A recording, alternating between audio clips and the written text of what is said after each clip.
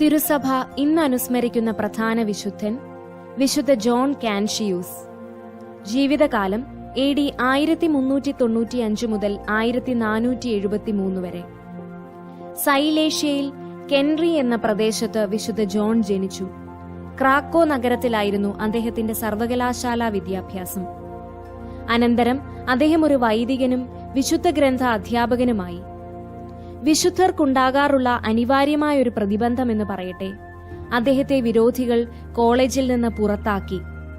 Father John ഓൾക്കൂസിലെ വികാരിയായി. വിനീതനായ വികാരിയച്ചൻ തന്റെ ജനങ്ങളെ പ്രീതിപ്പെടുത്താൻ ചെയ്ത പരിശ്രമമൊന്നും കുറെ കാലത്തേക്ക് ഫലിച്ചില്ല. അവസാനം ഇടവകക്കാരുടെ ഹൃദയം അദ്ദേഹം കവർന്നെടുത്തു. അങ്ങനെ കുറെ വർഷങ്ങൾ കഴിഞ്ഞ് വീണ്ടും ക്രാക്കോയിലേക്ക് മടങ്ങി. മരണം വരെ അവിടെ വിശുദ്ധ ഗ്രന്ഥം പഠിപ്പിച്ചു. ഫാദർ ജോൺ വിനീതനും കൃപാലുവുമായിരുന്നതിനാൽ ക്രാക്കോയിലെ ദരിദ്ര ജനങ്ങൾക്കെല്ലാം അദ്ദേഹത്തെ പരിചയമായിരുന്നു. അദ്ദേഹത്തിന്റെ വസ്തുക്കളും പണവുമെല്ലാം സാധുക്കൾക്കുള്ളതായിരുന്നു. പലപ്പോഴും അവർ ആ സ്വാതന്ത്ര്യം ദുരുപയോഗിച്ചിരുന്നുവെന്നു മാത്രം. അത്യാവശ്യത്തിനുള്ള പണം മാത്രമേ അദ്ദേഹം സൂക്ഷിച്ചിരുന്നുള്ളൂ. മാംസം ഭക്ഷിച്ചിരുന്നില്ല. തറയിൽ കിടന്നാണ് ഉറങ്ങിയിരുന്നത്.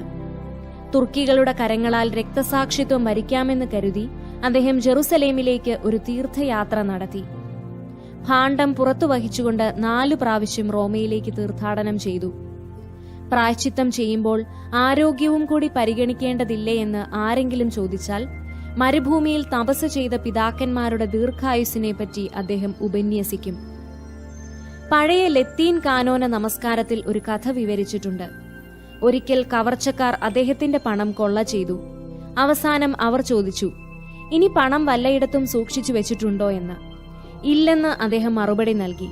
കവർച്ചക്കാർ പോയി കഴിഞ്ഞപ്പോൾ കുറെ നാണയങ്ങൾ മേലങ്കിയിൽ തയ്ച്ചു വെച്ചിരിക്കുന്നത് അദ്ദേഹം ഓർത്തു. ഉടനെ കവർച്ചക്കാരെ തിരിച്ചു വിളിച്ച് ആ പണവും കൂടി എടുത്തുകൊടുത്തു. ആശ്ചര്യഭരിതരായ കവർച്ചക്കാർ എടുത്ത പണം അദ്ദേഹത്തിനു തന്നെ തിരികെ നൽകി. വിചിന്തനം. വിശുദ്ധ ജോൺ കാൻഷിയൂസിന്റെ വാക്കുകൾ. സത്യവിരുദ്ധമായ എല്ലാ അഭിപ്രായങ്ങളോടും പടവെട്ടുക. ക്ഷമയും ശാന്തതയും പരസ്നേഹവുമായിരിക്കട്ടെ നിങ്ങളുടെ ആയുധങ്ങൾ.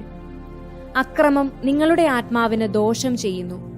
ഏറ്റവും വലിയ ലക്ഷ്യങ്ങൾക്ക് കൂടി തുരങ്കം വയ്ക്കുന്നു.